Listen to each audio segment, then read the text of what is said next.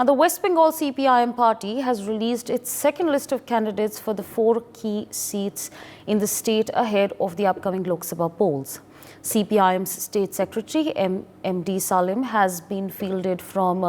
Murshidabad constituency. Akhilesh Das has been fielded in from Ranaghat Lok Sabha constituency. Sukriti Ghosh has been fielded in from Durgapur constituency. And Shyamli Pradhan has been fielded in from Golpur Lok Sabha constituency. Earlier, they left from announced candidates for 16 of total 42 Lok Sabha seats, and 13 were from the CPIM and 1 each from the Revolutionary Socialist Party, Communist Party of India and Forward Bloc. On the other hand, the ruling Trinamool Congress, led by CM Mamata Banerjee, has already announced its candidates for all 42 Lok Sabha seats in West Bengal. So, of course,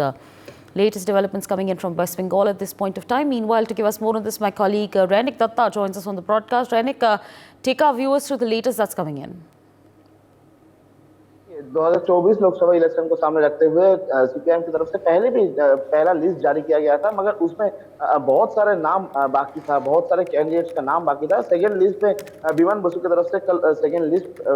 पेश किया गया है और वो second list में भी 4 नाम से सीपीआईएम की तरफ से दिया गया है, लेफ्ट फ्रंट की तरफ से दिया गया है, जिसमें CPIM candidate Mohammed Salim Murshidabad area से लड़ाई करेंगे और उसके साथ साथ रानाघाट से अलोकेश दास, ये सीपीआईएम दोनों कैंडिडेट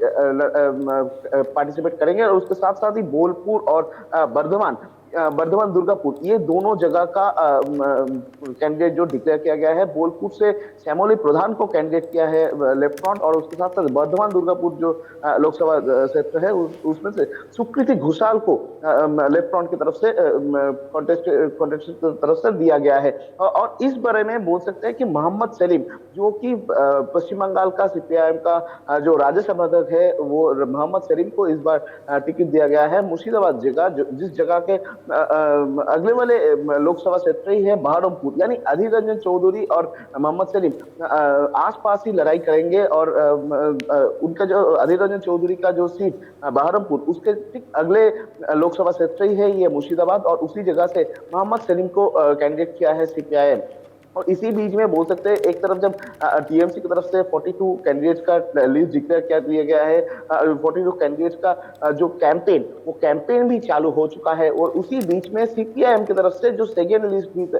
निकाला गया है, उसमें भी साफ साफ नहीं है कि सीपीआईएम का और कांग्रेस का जोट होगा कि नहीं। जैसे कि दिखा गया था पहले भी सीपीआईएम, कांग्रेस और इसके साथ आईएसएफ तीनों मिलकर एक साथ एक अलायंस तैयार करके बंगाल में लड़ाई किए थे और वो जोट रहेगा कि नहीं, इसमें भी सवाल उठ रहा है, क्योंकि अभी तक सीपीआईएम का जो लिस्ट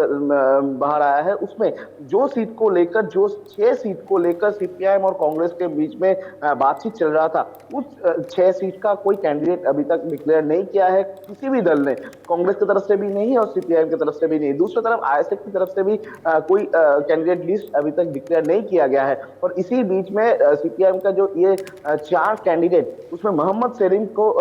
सलीम का जिस जगह मुर्शिदाबाद, उस मुर्शिदाबाद जगह में नजर रहेगा सीपीआईएम का, क्योंकि ये मुर्शिदाबाद डिस्ट्रिक्ट बार बार से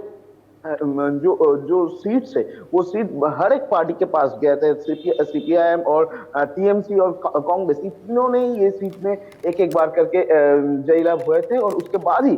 दिखा गया आज मोहम्मद सलीम को उसी मुर्शिदाबाद जगह से कैंडिडेट डिक्लेयर किया है लेफ्ट फ्रंट। और उसके साथ साथ ही सीपीआईएम का ये भी कहना है कि ये जो मुर्शिदाबाद सीट ये बहुत ही कंटेस्टफुल होने जा रहा है, क्योंकि तृणमूल की तरफ से भी उस सीट में कैंडिडेट दिया गया है। बीजेपी की तरफ से अभी मुर्शिदाबाद डिस्ट्रिक्ट में किसको दिया जाएगा वो भी देखना होगा कि ये कॉन्टेस्ट दिखना होगा। मगर एक चीज में ध्यान रखना पड़ेगा कि ये जो लेफ्ट फ्रंट का कैंडिडेट दिया गया है मुर्शिदाबाद में, ये मुर्शिदाबाद में कांग्रेस की तरफ से कोई कैंडिडेट दिया जाता है कि नहीं, क्योंकि पिछले टाइम भी दिखा गया था सीपीआईएम और कांग्रेस के बीच में जो समझौता, वो सीट समझौता को लेकर बार बार से बातचीत हुआ था। अभी तक कांग्रेस और सीपीआईएम के बीच में बातचीत का जो जगह वो जगह खुला भी है, क्योंकि बहुत सारे कैंडिडेट का लिस्ट अभी तक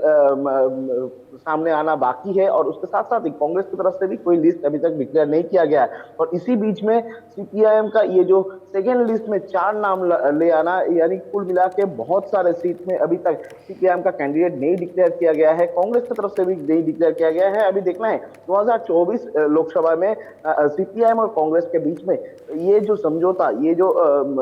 गठबंधन रहता है कि टूट जाता है। For more such videos, subscribe to the NewsX YouTube channel, hit the bell icon.